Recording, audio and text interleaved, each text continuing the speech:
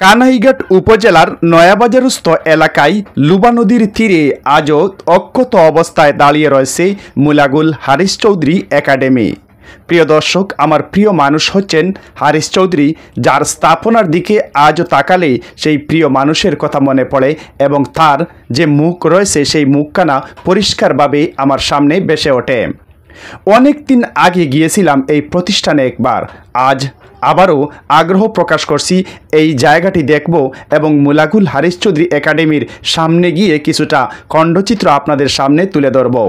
দেখতেই পাচ্ছেন নীল পানি আর স্বচ্ছ বহমান লুবা নদীর তীরেই দাঁড়িয়ে রয়েছে যে স্থাপনা, এটা আসলে সত্যিই এখনও পর্যন্ত যেমন হারিস চৌধুরী বলে ডাকছে তার এক একটি স্থাপনা কিংবা এক একটি প্রতিষ্ঠান।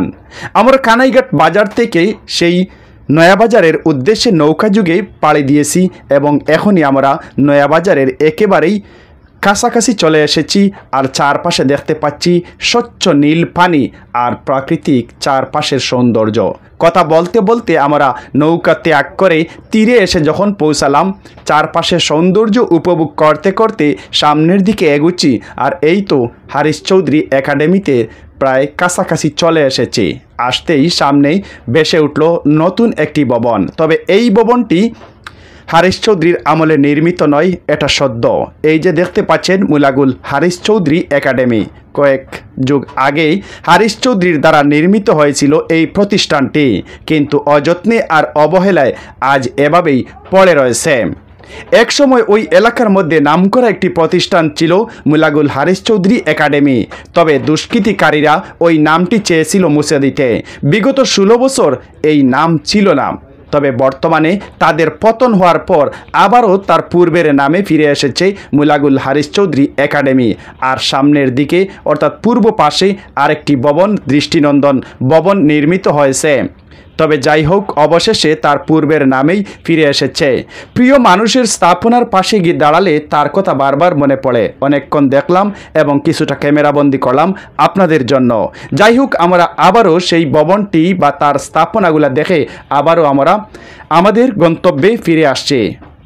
লুবা নদীর স্বচ্ছ পানি আর চারপাশের সৌন্দর্য আমাদেরকে বিমোহিত করেছে।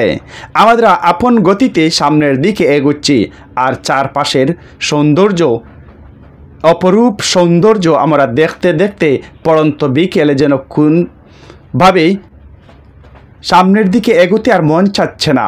এই সৌন্দর্যের মধ্যে থেকে যেতে মন চাচ্ছে। তো বিকেলের সময় কিভাবে কেটে গেল আর বুঝতেই পারলাম না।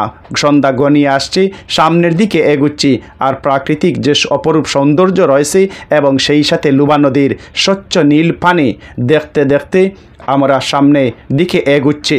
তো যাই হোক বন্ধুরা, আজ ছিল এ পর্যন্ত। পরবর্তী কোনো নতুন ভিডিওতে আপনাদের সাথে আবারও দেখা হবে। ভিডিওটি কেমন লাগলো এবং কে কোথা থেকে আমাদের সাথে সংযুক্ত হয়ে আজকের এই ভিডিওটি উপভোগ করলেন জানিয়ে দিবেন। আর কানাইঘাট উপজেলার বাসিন্দা হলে কোন গ্রাম থেকে ভিডিওটি উপভোগ করলেন জানাবেন। ধন্যবাদ এতক্ষণ সাথে থাকার জন্য।